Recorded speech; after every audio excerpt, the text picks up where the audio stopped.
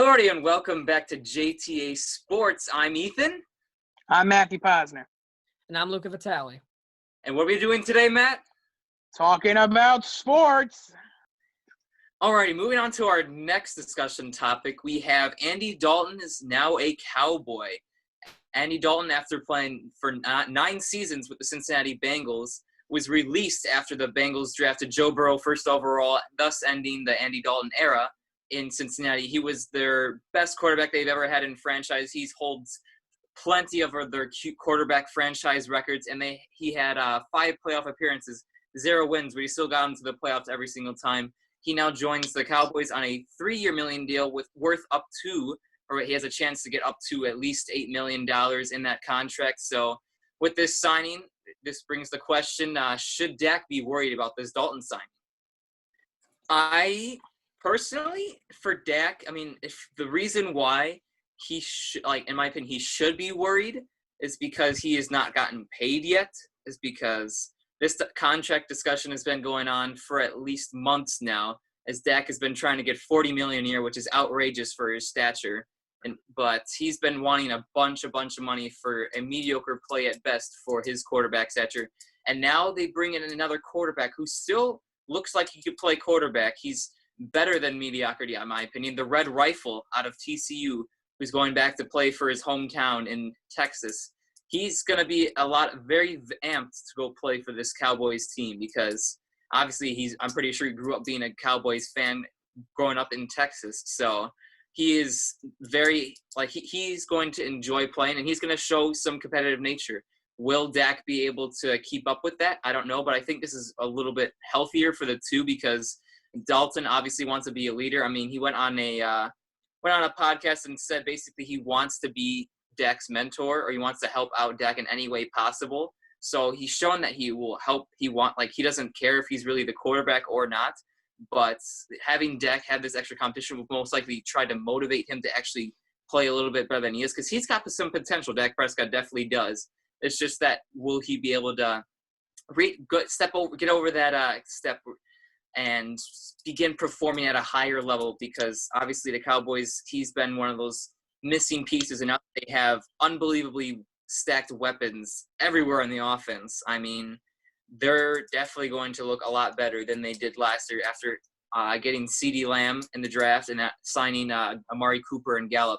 And they still have Zeke. So they've got the weapons. It's just a matter if Dak is going to be able to perform. And I think Dak shouldn't be worried. I think he should accept this as a good thing in order to have him improve more, because from what I've heard, he's still going to have the starting job. It's just that it's going to be more of a little bit more competitive. It's going to be more competitive for the job, so he's going to be able to try to play a lot better. But I think obviously. All right, I'll answer the original question of should Dak be worried, and my answer to that question is hell no. It's Andy Dalton. Can we start with that? I'm sorry. The Red Rifle. This is not prime Andy Dalton. This is washed up Andy Dalton, first of all. And I don't think that there should be any concern here because Dak is clearly the future for the Cowboys. I don't care what anybody says. And he's just not getting paid right now. But Dak should have absolutely no reason to be concerned. He's got a loaded amount of weapons. He should only be concerned if the team sucks that bad to the point where they actually don't make the playoffs in that division. Then he needs to be worried. But I think that just kind of goes without saying. They're making the playoffs. At least in my opinion. But, sorry. I thought I was stopping for a second. I'm having an interesting day.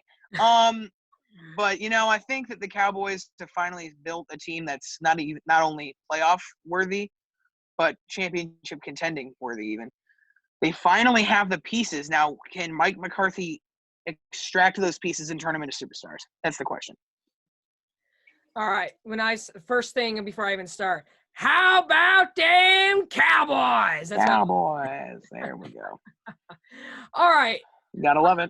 I have to agree with Matt here. Signing Andy Dalton is no insult to Dak Prescott. Okay, it's a simple roster upgrade at a reasonable price.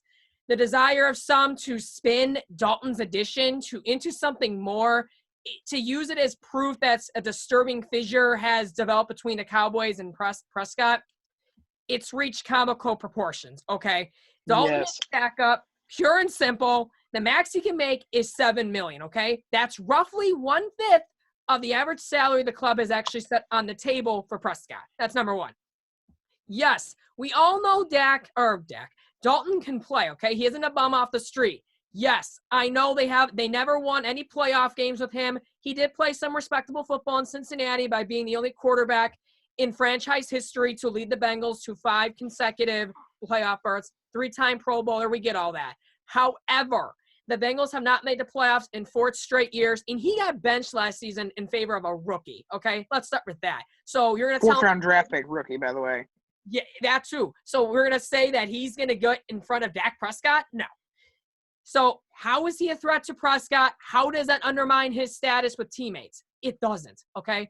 Rookie, so I don't know if you guys remember this, but last summer, do you guys remember rookie Tony Pollard?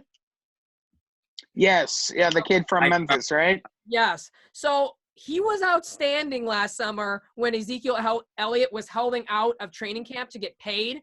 And that actually prompted Jerry Jones, to actually tell Pollard that he was better than Ezekiel Elliott. However, that didn't prevent him from making Elliott the league's highest paying running back at the time in the league before the season got underway. Dak is going to be playing every single down unless he gets hurt, because he's also a young guy. Now, he ain't going to get hurt because the seasons he's played, he made back page news last season when he missed a practice, okay? I've never heard of that in my life, okay? He's made every single game and he's missed 1 practice, okay? No one should be considering Andy Dalton, the signing of Andy Dalton, a threat to Prescott's status as starting quarterback. The truth is, it's just an upgrade because the backup quarterback was a necessity, and Andy Dalton is certainly an upgrade over there. What they currently had was Cooper Rush, who's attempted 1 pass, okay? My gut feeling is that Dak Prescott, he will continue to play hardball, and the Dallas Cowboys, like they usually will, they will cave in, and they're going to give him what he wants. That could mean Dak's getting signed for 4 years instead of 5 years, but so be it. The Cowboys lost their opportunity to sign Dak Prescott for less money or a longer-term deal last season when they didn't get the chance. And as we've already seen already, Ezekiel Elliott and DeMarcus Lawrence, the Cowboys will give in to a demand if the player makes a stand to them. Okay, so if you're all worried over the Andy Dalton signing, you can rest easy and accept the fact that Dak Prescott will be the Dallas Cowboys starting quarterback in 2020.